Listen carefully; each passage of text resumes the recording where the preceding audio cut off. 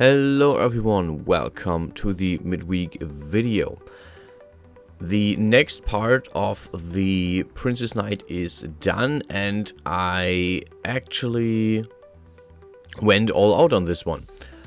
I am trying to improve on everything I do on the 3D modeling and on the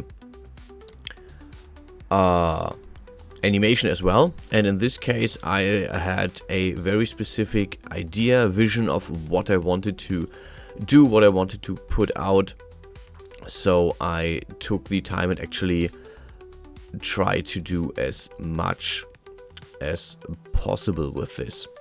You can see it is very detailed, and we are starting. I basically worked on this from one end to the other, more or less.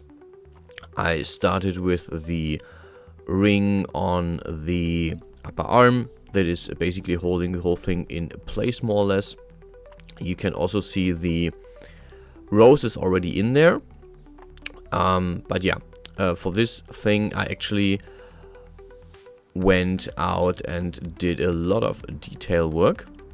As you can see, I'm currently extruding the parts of the ring as inlays for gems, and then I thought I can do even more, and I extruded a few other parts just to have a bit more detail.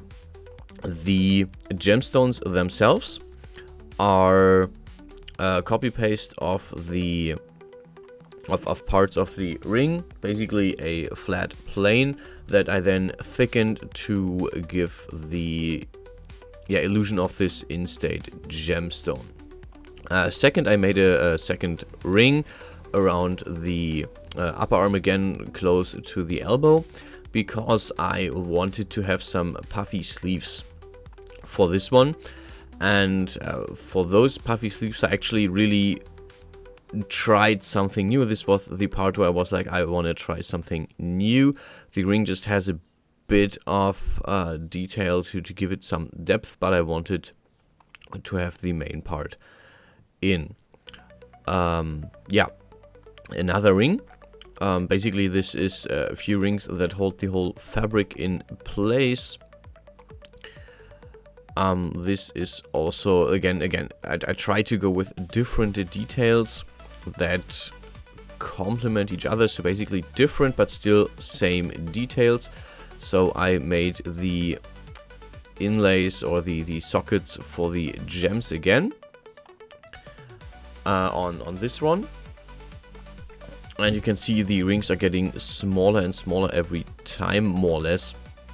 This was actually bigger than the one before. Yeah, copy pasting the inner faces again and thickening the resulting form for the gemstones. And then I had the idea to actually copy paste the rose or the flower again in the empty spots to have more of this flower thing.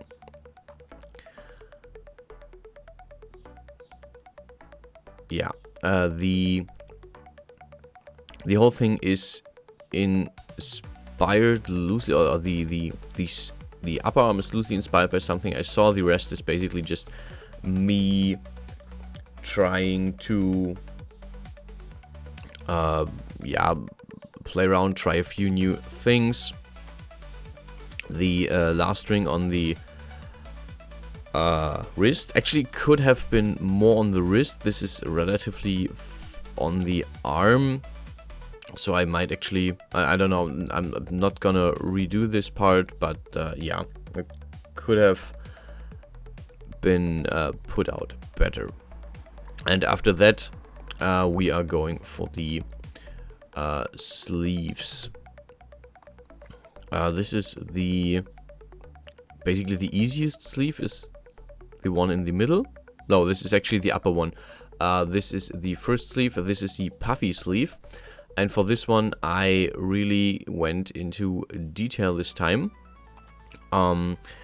What I basically did is I thickened it a bit, as you can see, or yeah, and then I made additional lines, which I then extruded and pulled out a bit just to like give this a bit more texture, but also a bit more randomness, instead of just pulling out every yes, as you can see here, instead of pulling out every second or third of these areas, I made the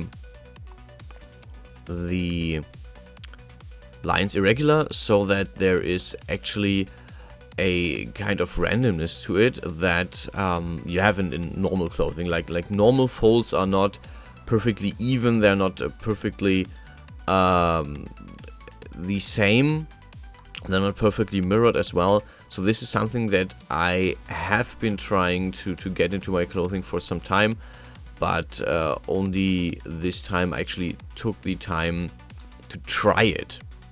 It's not even hard. It was just a do I wanna try this or not. For the other sleeves, I went relatively simplistic.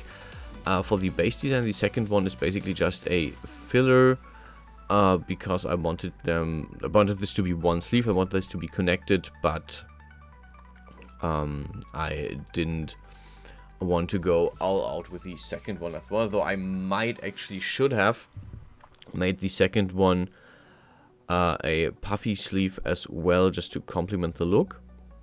Because the third one that I'm currently working on, as you can see, will also be kind of puffy. I had a very specific idea, and for those who know me a bit more or a bit better, they know that my clothing usually somewhere has the element of a chain in it, and this is what I went for with the third thing. Basically what I did is I made a chain. Here we go, making the actual chain link. There's just one link that I copy paste over and over, and I put one chain link in the middle, or roughly in the middle of the arm, and then I made four chains go off from that, so it basically lies on the outside of the arm. And the idea that I had was that I want to extrude everything around the chain from the fabric, so that the whole thing looks as if the chains hold the puffy fabric down. And what I did is basically I made an additional line, as you can see here, which goes roughly under the chain. And once I had that, I grabbed the rest of the arm, extruded it, welded back in the lines so that it was a smoother transition. Did the same thing for the other parts, like for the smaller triangle parts around the chain. And yeah, lastly I added the usual edges and lines so the fabric doesn't look paper thin. Instead it has some thickness to its own without having too much. But yeah, the most thing was actually the puffy sleeve that I did, as well as the chain around the puffy sleeve, or that holds the puffy sleeve. So yeah, this is the thing I did this time. I might actually reiterate on this and make more puffy parts, because I really like how the upper part looks and I want the other parts to look similar.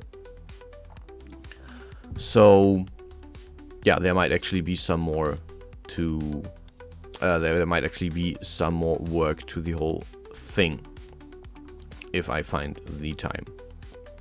Well, this weekend might be a bit problematic because I have a few other things to do, but overall, yeah, I'm looking forward to finishing this set. I wanted to do more set pieces this time, but I yeah, put so much time in this one that I didn't have time to make the other part that I still want to do. Anyway, thanks for watching. I hope you enjoyed the video. Until, yeah, stay healthy, stay safe, and I'll see you guys in the next one.